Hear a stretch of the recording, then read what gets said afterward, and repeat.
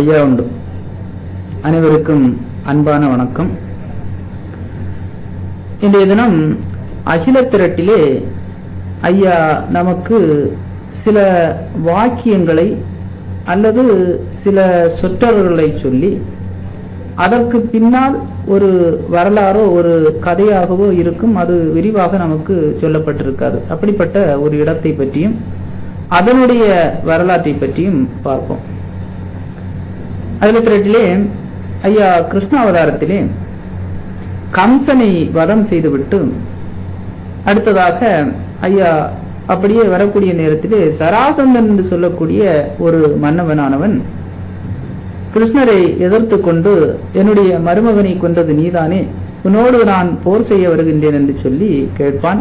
அப்போது ஐயா அவனோடு போருக்கு சொல்லாமல் ஒரு வாசகத்தை நமக்கு சொல்லுவார். அந்த வாசகம் என்ன என்று சொன்னால், சத்த பலமல்லோ சராசந்த வேந்தனுக்கு, கொத்தவ வீமனல்லோ கொல்ல வகையும் உண்டு என்று சொல்லுவார். அப்படி சராசந்தனுடைய பலம் என்று சொல்லக்கூடியது சத்த பலம் என்றும், அதற்கு நிகரான ஒரு பலத்தை உடைய பீமன் தான் இவனை கொல்லுவதற்கான வகை உண்டு என்று சொல்லுவார். இதனுடைய வரலாறை நாம் பார்த்தோம் என்று சொன்னால், மகாபாரதத்திலே இதனுடைய வரலாறானது சொல்லப்பட்டிருக்கும். பீமனுடைய பலத்தை ஒத்தவர்கள் 5 பேர்கள் என்று சொல்வார்கள். அப்படி 5 பேர்களிலே ஒருவன் சராசந்தன், அடுத்ததாக பகாசுரன், கீசகன், அடுத்து பீமன், அடுத்ததாக துரியோதனன். இதிலே நமக்கு துரியோதனுடைய கதையானது நமக்கு எல்லோருக்கும் நன்றாக தெரியும். அகில திரட்டிலும் சிறப்பாக சொல்லப்பட்டிருக்கும். அப்படி அதற்கு அடுத்ததாக உள்ள 3 பேர்களுடைய வரலாற்றை நாம் இங்கே பார்ப்போம். இந்த 3 பேர்களுமே ஒத்த பலக்காரர்கள். பாரதத்திலே சொல்லும் போது இந்த இவர்களுடைய பலமானது 10,000 யானைகளுடைய பலம் என்று சொல்லுவார்கள்.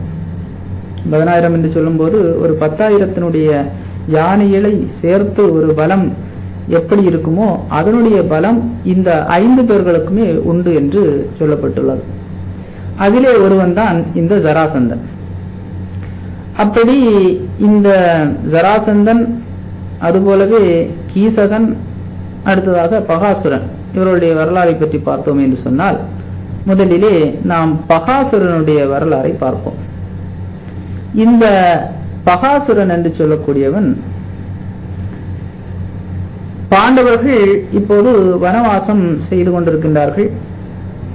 அப்படி வனவாசம் செய்யக்கூடிய நேரத்திலும் துரியோதனன் இந்த பாண்டவர்களை கொல்லுவதற்காக பெரும் முயற்சி செய்கின்றான். அப்படி ஒரு முயற்சியாக ஒரு அரக்கு மாளிகையை செய்து அந்த மாளிகையிலே இந்த பாண்டவர்களை வரவழைத்து அவர்களுக்கு நல்ல உணவு பதார்த்தங்களையும் செய்து கொடுத்து, அவர்கள் அப்படி உணவு உண்டு மயங்கிக் கொண்டிருக்கக்கூடிய நேரத்திலே இந்த மாளிகையை தீயிட்டு எரிக்க வேண்டும் என்பதுதான் அவனுடைய ஒரு திட்டம். இந்த திட்டத்திலிருந்து கிருஷ்ண பெருமானுடைய கருணையினாலே இவர்கள் அனைவரும் தப்பி வருகின்றார்கள். அப்படி தப்பி வந்தவர்கள் ஒரு கிராமத்தை அடைகின்றார்கள். அந்த கிராமத்திலே இவர்கள் சென்றவுடனேயே ஒரு வீட்டிலே இருக்கக்கூடிய ஒரு ஏழை ஒரு குடும்பத்திலே உள்ளவர்கள் இவர்களுக்கு ஒரு ஆதரவை கொடுத்து அந்த வீட்டிலே இவர்கள் தங்குகின்றார்கள். இந்த வீட்டிலே தங்கி இருக்கக்கூடிய நேரத்திலே இந்த கிராமத்துக்கு ஒரு துயரமான ஒரு நிலை இருப்பதை இவர்கள் உணர்கின்றார்கள். அது என்ன என்று சொன்னால், பகாசுரன் என்று சொல்லக்கூடிய ஒரு அசுரன் இருக்கின்றான். அந்த அசுரன் இந்த கிராமத்துக்கு பக்கத்தில் இருக்கக்கூடிய காட்டிலே வாழ்ந்து வருகின்றான். இவன் முன்பு என்ன செய்திருக்கின்றான் என்று சொன்னால், அவ்வப்போது இந்த கிராமத்துக்கு வந்து கண்ணில் காணுபவர்களையும் என்ன எல்லாம் கிடைக்கின்றது அத்தனையும் அழித்து உண்டு வாழக்கூடியவனாக இருந்தான். இப்படி இப்படி பகாசுரனால் அந்த கிராமத்துக்கு அழிவு என்று வந்த காரணத்தினால் இந்த கிராமத்தார்கள் எல்லாம் சேர்ந்து இந்த அசுரனோடு ஒரு ஒப்பந்தத்தை செய்து கொள்கின்றார்கள்.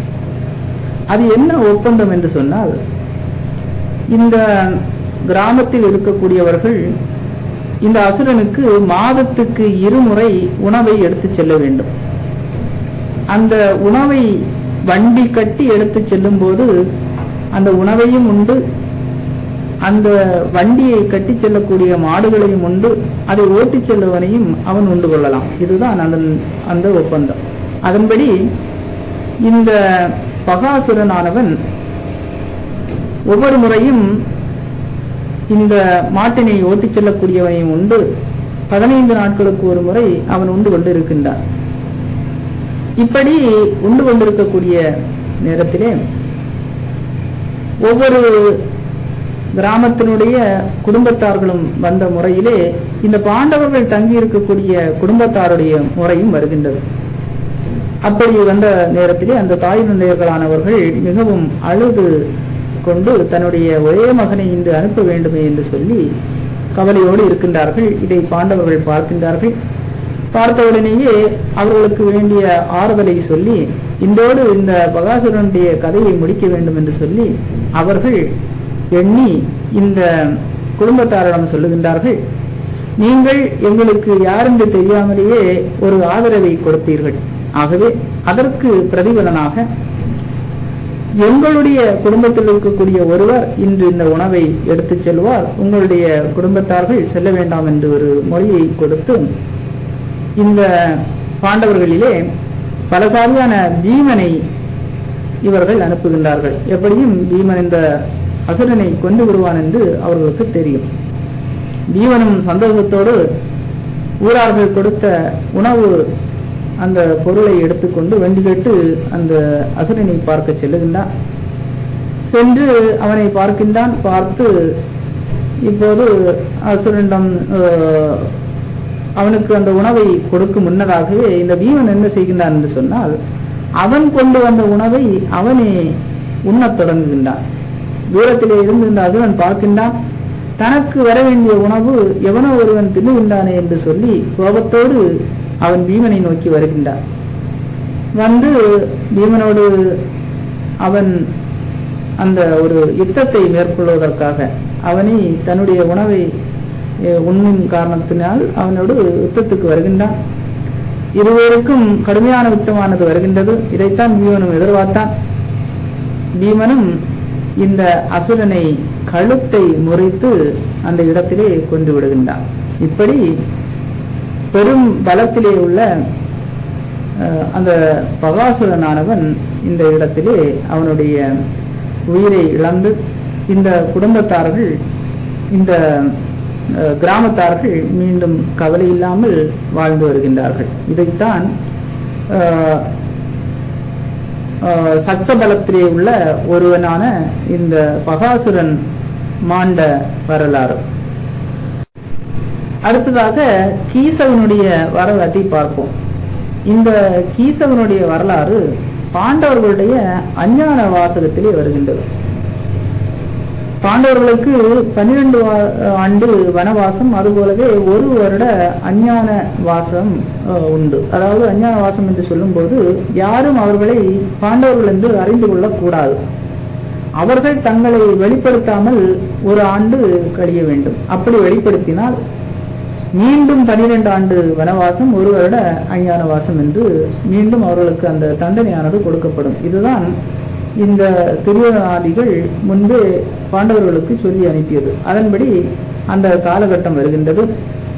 இவர்கள் இனி தாங்கள் மறைந்து வாழ்வதற்கான ஒரு இடத்தை தேர்ந்தெடுக்கும் போது இவர்களுக்கு நம்பிக்கையாக விராடனுடைய தேசமானது இவர்களுக்கு புலப்படுகின்றது. மச்சிக தேசம் என்று சொல்லக்கூடிய விராட மன்னனுடைய தேசம். அந்த தேசத்திலே யாருக்கும் அறியாமல், மன்னவனுக்கும் தெரியாமல் தாங்கள் பாண்டவர்களுடைய பணியை செய்து கொண்டவர்கள் என்று சொல்லி ஒவ்வொருவரும் ஒவ்வொரு பணியை எடுத்து அந்த தேசத்திலே நாங்கள் சேருகின்றோம் என்று சொல்லி பணியாளாக சேர்கின்றார்கள். அதிலே திரௌபதியானவள் இந்த விராடனுடைய மனைவிக்கு, அதாவது அந்த ராணிக்கு பணிவிடை செய்யக்கூடிய ஒரு பணிப்பெண்ணாக இருக்கின்றாள். இந்த விராடனுடைய மனைவியினுடைய தம்பிதான் கீசகன். இந்த கீசகனும் மிக பெரும் பலசாலி. அவனும் இந்த பீமனை ஒத்த பலத்திலே உடைய ஒருவன், மிக சிறந்த ஒரு மரப்போராளி. அவன் இந்த தேசத்திலே அவனும் தளபதியாக, முதன்மை தளபதியாக இருந்து வருகின்றான். அவன் முதன்மை தளபதியாக இருப்பதோடு மட்டுமல்லாமல் இந்த தேசமே தன்னுடைய வலிமையின் காரணமாகத்தான் இருக்கின்றது என்று ஒரு செருக்கு அவனுக்கு உண்டு. ஆகவே அவன் யாரையும் மதிப்பது கிடையாது. மன்னனான விராடன் கூட அவனிடம் பேசுவதற்கு அஞ்சி கொண்டிருந்தான். அவன் செய்யும் தவறுகளை தட்டி கேட்க இயலாத வண்ணம் இருந்தான். அப்படித்தான் இந்த திரௌபதியானவள் பணிப்பெண்ணாக இருக்கக்கூடிய நேரத்திலே கீசகனுடைய கண்ணிலே படுகின்றான். உடனே இந்த கீசகன் என்ன செய்கின்றான் என்று சொன்னால், இந்த திரௌபதியை நாம் எப்படியாவது தன்னோடு கவர்ந்து விட வேண்டும் என்று எண்ணுகின்றான். அப்படி அவனுடைய ஆசையை வெளிப்படுத்தக்கூடிய நேரத்திலே திரௌபதி அதற்கு உடன்படாமல் அவனை எச்சரித்து அனுப்புகின்றாள். எனக்கு 5 கந்தர்வர்கள் என்னை பாதுகாத்துக் கொண்டிருக்கின்றார்கள், ஆகவே நீ என்னோடு நெருங்காது என்று புத்திமதியை சொல்லி பார்க்கின்றாள். ஆனால் அவன் கேட்கவில்லை. ஒவ்வொரு முறையும் அவன் இப்படி தவறுகளை செய்யும் போது இந்த பணிப்பெண்ணாக இருக்கக்கூடிய திரௌபதி அந்த மகாராணியிடம், இவனுடைய அந்த தமக்கையிடம் அந்த செய்தியை சொல்லுகின்றான். கீசகன் தன்னை தொந்தரவு செய்கின்றான் என்று சொன்ன உடனேயே இந்த பெண்ணும் இந்த மகாராணியும் அவனுக்கு ஒரு சாதகமாக இல்லாமலும், அதே நேரத்தில் திரௌபதிக்கும் சாதகம் இல்லாமலும் அவள் அப்படியே நடந்து கொள்கின்றான். இவனை எதிர்த்து பேசுவதற்கு அவளுக்கு முடியவில்லை. அப்படி ஒரு சமயம் இந்த கீசகனானவன் அவனுடைய தவறை எல்லை மீறி செய்யக்கூடிய நேரத்திலே இந்த திரௌபதியானவள் பொறுக்க முடியாமல் அந்த அரண்மனையிலே சமையற்கலைஞனாக இருக்கக்கூடிய வல்லாளன் என்னும் பெயரில் இருக்கக்கூடிய பீமனிடம் இந்த செய்தியை சொல்லுகின்றான். உடனே பீமன் சொல்லுகின்றான் திரௌபதியிடம், நாளை அவன் உன்னை அழைத்தால் நீ அவனுக்கு இணங்காமல், இணக்கமில்லை என்று சொல்லாமல், அந்த தான் சொல்லக்கூடிய இடத்திலே அவனை வரவழைத்து விடு என்று சொல்லி அனுப்புகின்றான். உடனே மறுபடியும் மறுநாள் இந்த கீசகனானவன் திரௌபதியிடம் வருகின்றான். திரௌபதி இப்போது அவனோடு எந்த எதிர்ப்பும் சொல்லாமல், இரவு நேரத்திலே நீ இந்த நாட்டிய அரங்கிலே வந்தே என்று சொன்னால் நான் அங்கே இருப்பேன் என்று சொல்லி ஒரு மொழியை சொல்லி அனுப்புகின்றான். கீசகனும் இதை நம்பி அன்று இரவு அந்த நாட்டிய மடத்திலே வருகின்றான். வந்து பார்க்கும்போது ஒரு பெண்ணானவள் படுத்து கிடப்பது போல அவனுக்கு தெரிகின்றது.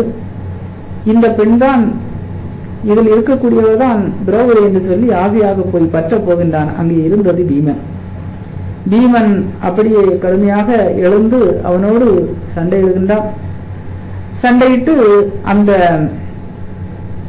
கீசகனை மற்போரிலே அவனை கொண்டு விடுகின்றான். இவன்தான் இந்த பீமனை ஒத்த பலக்காரர்களுடைய ஒருவனான கீசகன். இவனும் மாண்ட பின்பு அடுத்ததாக இந்த ஒத்த பலக்காரர்களுடைய உள்ள சராசந்தனுடைய வரலாறை பற்றி பார்ப்போம். இந்த சராசந்தன் யார் என்று சொன்னால், கம்சனுடைய மாமனாராக இருக்கக்கூடியவன். இந்த சராசந்தனுடைய மகளைத்தான் கம்சனானவன் மணமுடித்து வைத்திருக்கின்றான். உடனே அதுதான் அந்த வாசகத்திலே கூட வரும், எந்த மருமகனை ஈடு செய்தது யார் என்று அவன் அந்த இடத்திலே கேட்பான். நீதானோ என்று சொல்லி தான் இந்த கிருஷ்ணரோடு போருக்கு வருவான். அப்படி இந்த ஜராசந்தனுடைய வரலாற்றை பற்றி பார்த்தோமே என்று சொன்னால், அந்த ஜராசந்தனுக்கும் ஒரு வரலாறு உண்டு. இந்த ஜராசந்தன் யார் என்று சொன்னால், இவனுடைய தந்தையானவர் வெகு காலமாக குழந்தை இல்லாத காரணத்தினால் ஒரு முனிவரை வேண்டி வணங்கி இவனுக்கு ஒரு குழந்தை வரம் கொடுப்பதற்காக அந்த முனிவரானவர் ஒரு மாம்பழத்தை எடுத்து கொடுக்கின்றார். அந்த முனிவர் கொடுக்கும்போது இந்த பழத்தை உன்னுடைய மனைவிக்கு கொடுத்தே என்று சொன்னால் அதன் மூலமாக உனக்கு ஒரு ஆண் குழந்தை பிறக்கும் என்ற ஒரு நல்மொழியை சொல்லி கொடுக்கின்றார். இந்த ஜராசந்தனும் வருகின்றான், இந்த பழத்தை எடுக்கின்றான். எடுத்து அவனுடைய இரு மனைவிகளுக்கும் பகுதி பகுதியாக அறிந்து கொடுக்கின்றான். அப்படி இரு மனைவிகளுக்கும் கொடுத்த காரணத்தினால் இவர்கள் இருவருக்கும் ஒரு குழந்தையாக ஒன்று பிறக்கின்றது. அது ஒரே குழந்தையாக இல்லாமல் பகுதி பகுதியாக பாதி பாதியாக வடிவம் பெற்று ஒரு சதை பிண்டமாக பிறக்கின்றது. இதை பார்த்த உடனேயே இவர்களுக்கெல்லாம் அதை பார்த்து ஒரு அச்சமாக இருக்கின்றது. அதை தவிர அதை பார்ப்பதற்கு இவர்களுக்கு விருப்பமில்லாத காரணத்தினால் தன்னுடைய பணிப்பெண்ணுக்கு இந்த விவரத்தை சொல்லி இதை எங்காவது காட்டிலே சென்று வீசிவிடு என்று சொல்லி இதை கொடுக்கின்றார்கள். இந்த பணிப்பெண்ணும் இந்த சதை பிண்டத்தை எடுத்துக்கொண்டு காட்டிலே சென்று அப்படியே ஒரு இடத்திலே கொண்டு வீசிவிட்டு வருகின்றார். இப்படி வீசப்பட்ட இந்த பிண்டத்தை ஜரா என்று சொல்லக்கூடிய ஒரு அரக்கியானவள், அசுர பெண்ணானவள் அந்த பிண்டத்தை எடுத்து தான் புசிக்க வேண்டும் என்பதற்காக அப்படியே சேர்த்து இருக்கக்கூடிய நேரத்திலே 2 சதை பிண்டங்களும் சேர்ந்து ஒரு குழந்தை வடிவாக வருகின்றது. குழந்தையை பார்த்த உடனேயே இந்த ஜராவுக்கு அந்த குழந்தைகளை கொல்லுவதற்கு மனமில்லை. உடனே அவள் என்ன செய்கின்றாள் என்று சொன்னால், இந்த குழந்தையை பார்த்து இது ஒரு அரச வம்சத்து குழந்தையாகத்தான் இருக்கின்றது என்று சொல்லி அந்த நாட்டை ஆளக்கூடிய அந்த ஜராசந்தனுடைய தந்தையிடமே கொண்டு அதை ஒப்படைத்து விடுகின்றாள். அப்படி இந்த ஜரா ஆனவள் இந்த குழந்தையை எடுத்து கொடுத்த காரணத்தினால்தான் இந்த குழந்தைக்கு ஜராசந்தன் என்ற பெயரும் வந்தது. இந்த ஜராசந்தனுடைய ஒரு தன்மை என்ன என்று சொன்னால், இவனும் அந்த மிக பெரும் அந்த 10,000 யானையுடைய பலத்தை உடையவன், பீமனுடைய பலத்தை உடையவன். இவனுக்கும் உள்ள ஒரு சக்தி என்ன என்று சொன்னால், இவனுடைய 2ஆக இவனை வகுர்ந்து விட்டாலும் அவன் மீண்டும் ஒன்றாக சேர்ந்து அதிக பலத்தோடு வந்து போர் செய்யக்கூடியவனாக ஒரு பலத்தோடு இருக்கின்றான். இப்படிப்பட்ட இந்த ஜராசந்தன் தான் பீமனால் கொல்லக்கூடிய ஒரு நிலை வரும் என்று சொல்லி ஏற்கனவே கிருஷ்ண பெருமான் சொல்லி இருப்பார். ஒரு கட்டத்திலே கிருஷ்ண பெருமான் இந்த கம்சனை கொன்ற காரணத்தினால் என்னுடைய மருமகனை கொன்ற உன்னை நான் விடமாட்டேன் என்று சொல்லி துவாரகையை நோக்கி பல முறை 18 முறையாக படையெடுத்து சென்றும் அவனால் வெற்றி கொள்ள இயலவில்லை. ஆனால் விதியின்படி இவன் பீமனால் தான் வதைக்கப்பட வேண்டும் என்று சொல்லி கிருஷ்ண பெருமான் கடலுக்கு உள்ளாக சென்று துவரம்பரியை கட்டி இருக்கின்றார். ஒரு கட்டத்திலே இவனை அழிக்கக்கூடிய காலமானது வருகின்றது. கிருஷ்ண பெருமான் பீமனை அனுப்பி இவனை நீ அழித்துவிடு என்று சொல்லுகின்றார். அப்போது பீமனுக்கும் ஜராசந்தனுக்கும் மிகுந்த ஒரு போரானது வருகின்றது. அந்த போரிலே கிருஷ்ண பெருமான் என்ன செய்கின்றார் என்று சொன்னால், இவனை அழித்துவிடு என்று சொல்ல இந்த பீமனும் கடுமையான ஒரு போரானது நடக்கின்றது. பீமனால் இவனை அழிக்க முடியவில்லை. ஏனென்றால் ஒவ்வொரு முறையும் இவன் 2 காலையாக பிளந்து இவனை எடுத்து வீசி எறிந்தாலும் மீண்டும் ஒன்றாக சேர்ந்து மீண்டும் வந்து இவன் போர் செய்யக்கூடியவனாக இருக்கின்றான். பீமன் ஒரு கட்டத்திலே தளர்ந்து விடுகின்றான். அந்த நேரத்திலே கண்ணனை நினைக்கின்றான். அப்போதுதான் கிருஷ்ணர் ஒரு உபாயத்தை, ஒரு தர்ப்பை புல்லையை எடுத்து அதை 2ஆக வகுந்து அப்படியே திருப்பி போட்டு விடுகின்றார். பீமனும் இதை புரிந்து கொள்கின்றான். அடுத்த முறை வரும்போது ஜராசந்தனை 2ஆக வகுந்து அதை 2 பக்கமாக திருப்பி போட்டு விட்ட காரணத்தினால் அந்த பிண்டமானது ஒன்று சேர முடியாமல் அவன் அந்த இடத்திலே மாண்டு போகின்றான். இப்படி பீமனை ஒத்த பலக்காரர்களாகிய இந்த பெரும் பலம் கொண்ட ஜராசந்தன், கீசகன், பகாசுரன் என்று சொல்லக்கூடியவர்கள் பீமனால் அழிக்கப்பட்டார்கள். அடுத்ததாக துரியோதனன் அழிவு நம்முடைய அகில திரட்டிலே விரிவாகவே சொல்லப்பட்டிருக்கும். அதுவும் பீமனால் அளிக்கப்பட்ட நிகழ்வு தான். இப்படி 5 பேர்களாக இருக்கக்கூடிய இந்த சப்த பலக்காரர்களை ஐயா நமக்கு வரலாறாக சொல்லும் போது, சப்த பலமல்லோ சராசந்திர வேந்தனுக்கும் கொத்தப பீமனல்லோ கொல்ல வகையும் உண்டு என்று சொல்லி சிறப்பாக 2 வரியிலே இந்த வரலாற்றை அடக்கி தருகின்றார் ஐயா உண்டு.